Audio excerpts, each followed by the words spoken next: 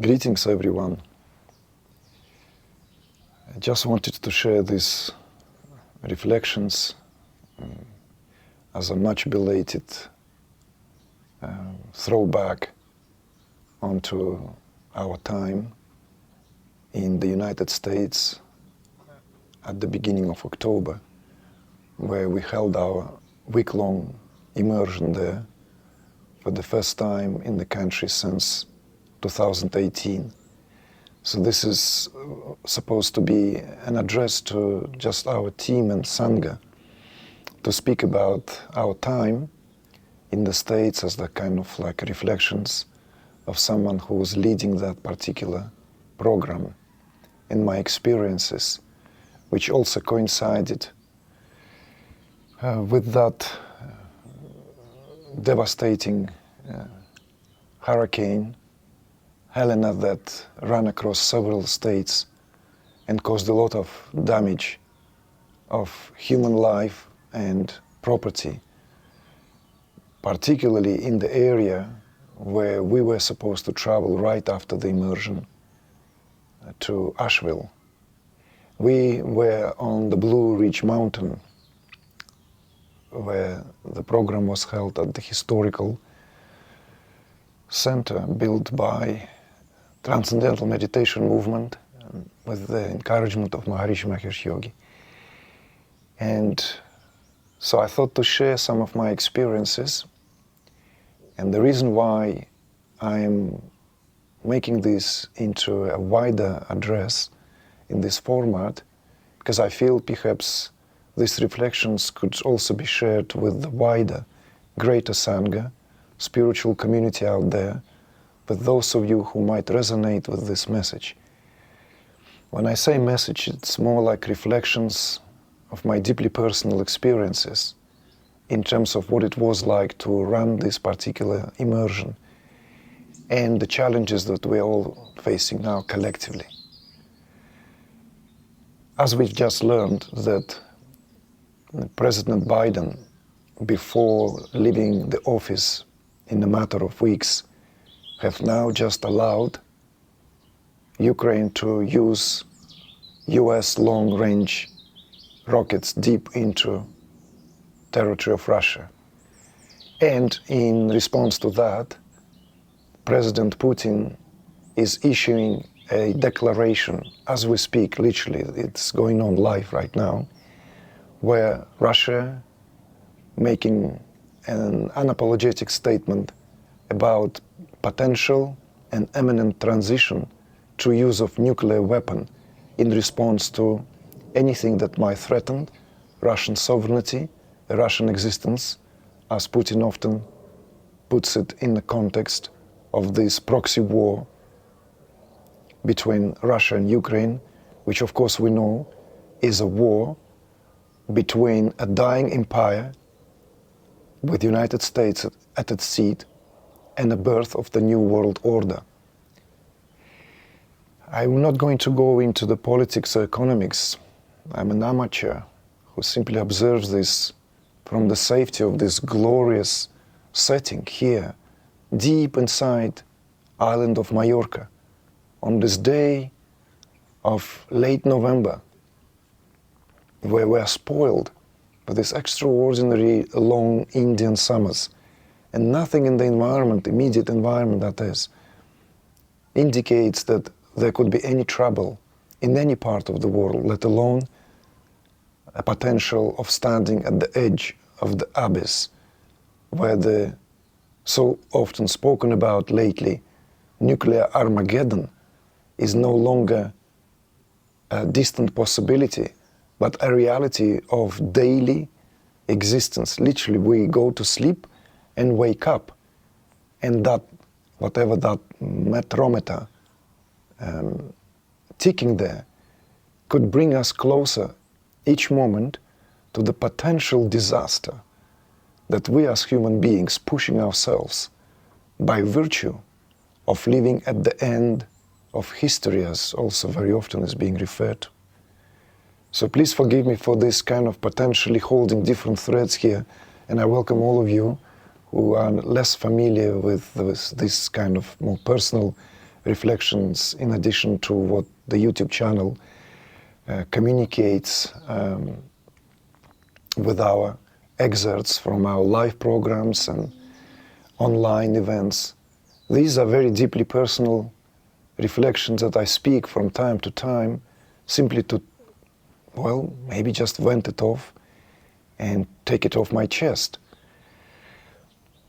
So here it goes. And I don't want to make it kind of sounding grim or what have you. I don't want to, as they say, make it sound more somber than it is. But my experiences being back in the United States for our first live program there since autumn 2018 were accompanied by direct, at times somatic realizations of how historically low collective consciousness is in that country. It is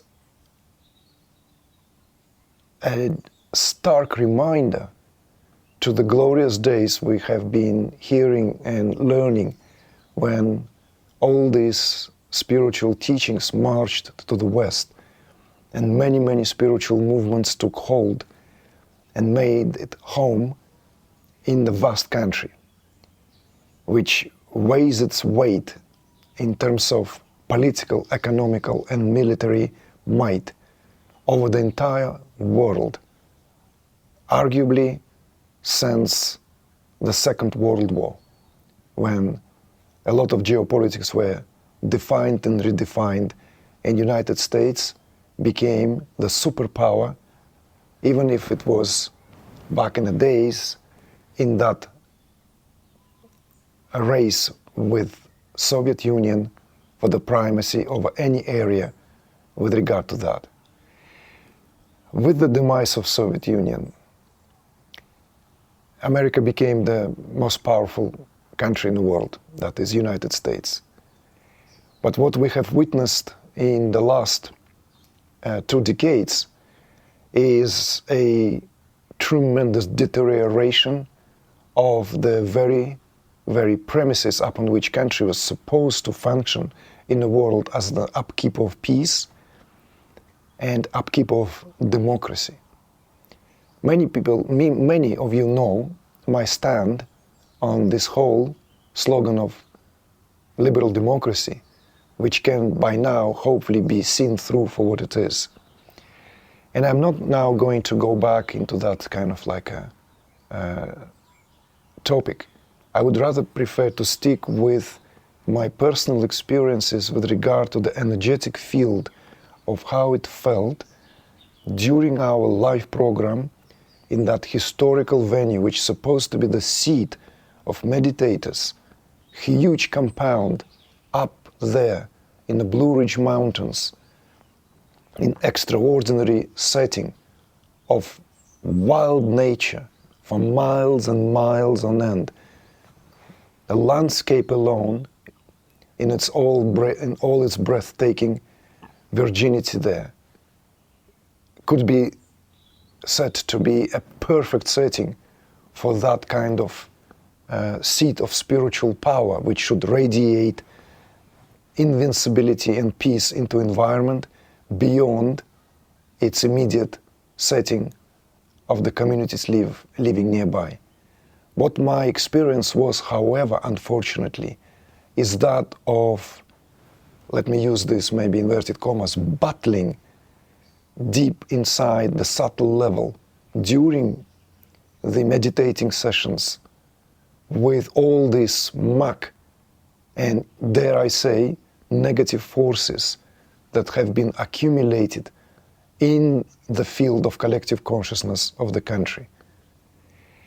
Well, some are welcome to dismiss this, those of you who maybe don't hold this as an important kind of conversation, maybe those of you who prefer to speak about this, that nothing really happening at the level of manifestation, or everything is happening by virtue of some kind of invisible hand. Yes, we could, of course, move the gears of the conversation in that direction. But may I remind everyone, I'm speaking about experience of a teacher who has been working in the field. And when we use the word field here, is the field of consciousness, could be even capitalized with the, let's say, reference to that historical, classical by now work by Lynn McTaggart called The Field, the book that speaks to all these phenomena, an extraordinary display of how everything is interconnected. So now programs, by now, it's no longer a secret, we work with that field. Our work belongs to that kind of sphere, or let's say that kind of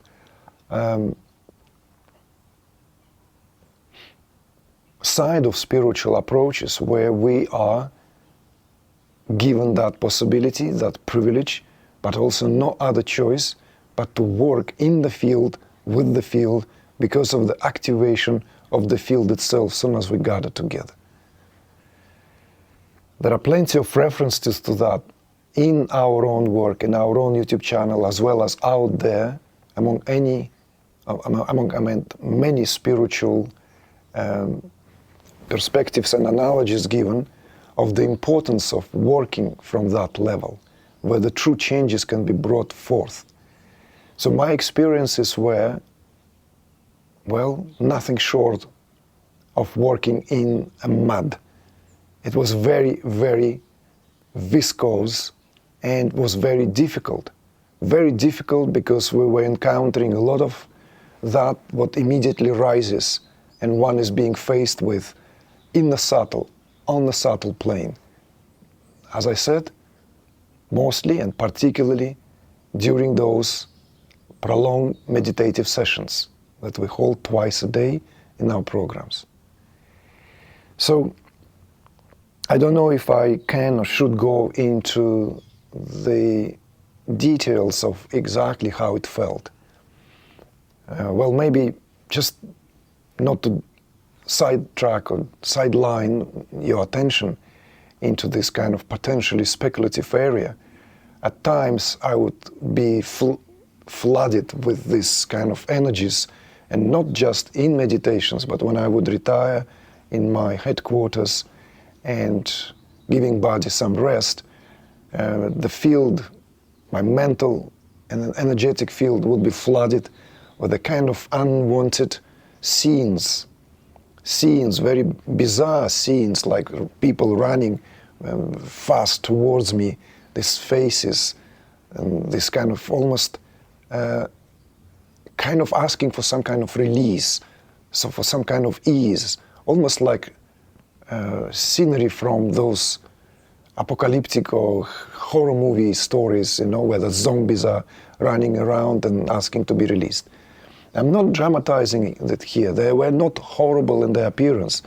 This field simply presented with this scenery of people running, looking lost, looking as if they are trapped somewhere. So this was my experience. Other than that, there was this continued somatic experience of nausea, which I haven't experienced for many years during the programs, which was very unusual.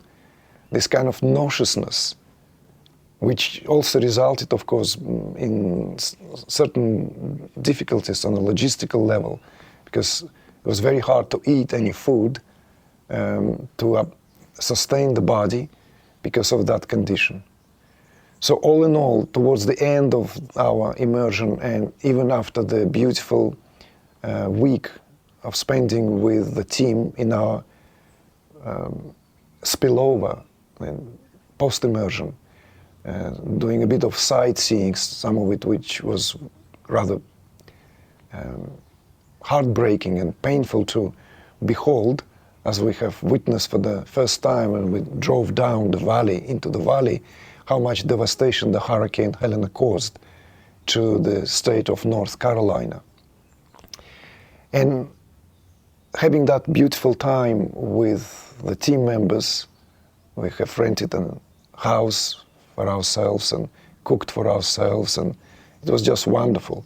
And yet I completely collapsed and fell ill, so I had to travel, stuffed with painkillers for us to be able to endure the cross-Atlantic flight with connecting flights to make it back to our home in Mallorca. So what am I trying to convey here, and why am I making this into this more of a public address rather than something to be shared as it was initially intended with just, let's say, our team and the core Sangha? Is something that I feel that we all are witnessing right now in terms of these big, massive changes that happen in the world of geopolitics, which of course will affect most of us who live in, let's say, the countries which are intricately and inextricably interconnected by economical ties. With this transition, of course, there is a lot of wielding of power, even of the last hour, to an attempt to also counter that what is inevitably changing. Some people, for example, have been expressing tremendous grief in the wake of the latest presidential campaign in the United States with the victory of Trump, because many people see this and recognize this as a very, very, very troubling sign. Whilst at the very same time, Trump's victory heralded almost a rise of the new wave of hopes. And of course, this in itself polarizes American society further into what it was already polarized in the past decades. And perhaps this polarization is going to be taking to a more dramatic resolution, conclusions we will see in the coming years. But what I want to communicate here is the importance of all of us who are given to this kind of work to do our best, to whatever we can, even if to give that analogy from the Puranas, from the Bhagavatam, life of Krishna. When Krishna is holding that mountain as the Supreme Lord, all the villages nevertheless run, all the young, women and elders, and helping Krishna to uphold that huge, huge mountain, huge hill, so as to relieve the strain on their favorite god. This is the connection between what is already there in the hands and in the scenario of the Almighty, and what each and every one of us can do in our own here at this level of reality. And those of us who work at this level, let's say, of our spiritual homecoming, it is our duty right now to recognize what a balancing act it is to be alive during this time. Because everything now tips the scales into either side. It's almost like perhaps we are now really witnessing that final hour of the collision between powers of light and powers of darkness. It is not to say that so-and-so, this or that political leader, literally represents the power of light or the power of darkness, although it will also be naive not to realize that this polarization also happens at the subtle level, that all of us are pulled in either of the directions, in either of the side taking, often without us even realizing of what is taking place. So what's the solution here? I'm not here to offer solutions. I'm only here to reflect what deeply experienced here, and what I wanted to share above all else is that it's the time when we cannot be but to be vigilant. And that vigilance should come from a place of deepest connection to the truth that we can mastermind within ourselves when we cannot lean on anything. So my experience of being in the United States, the country that I absolutely love, have that, I don't know, like secret affair in terms of the attraction that that country has always had, in terms of its vastness, in terms of its people, in terms of its boisterousness, youthfulness, in terms of its also utter and entire novelty, of which it doesn't even know where it's going. The country which has so many extraordinary potential, where so much going on at the level of innovation, and yet it's the country which potentially also losing the plot utterly and entirely in terms of the overall direction of where it wants to lead the society and the world at large. So therefore there is this also counter wave. By some, or to some, it may seem to be a retrograding wave, a wave of the traditionalists, those who lament and feel nostalgia for the days gone by when the connection to the land defined what it means to be human in a world, but otherwise where everything is intricately interconnected. So there's a lot of work, literally a lot of work, particularly those of us who are given to this, could be spoken of transformation of consciousness. And United States rightfully is the country where this should become a primal matter in terms of helping to uplift the collective consciousness, which, as I have pointed out, is historically low right now. Who knows, maybe with Trump coming into his second presidency will herald that wave, even if a lot of people will passionately disagree with that. But we don't know how nature or God or whatever absolute awareness works behind the scenes, how it conspires, converts those souls who have perhaps regained that what is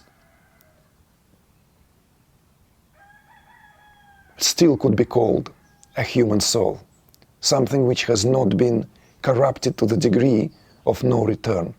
Because to me, learning about the decision of the current President Joe Biden, knowing the potential repercussions of his actions, of allowing the Ukraine to use long-range rockets deep into Russia, truly represents, is an act of nothing short, in my language, of evil in action.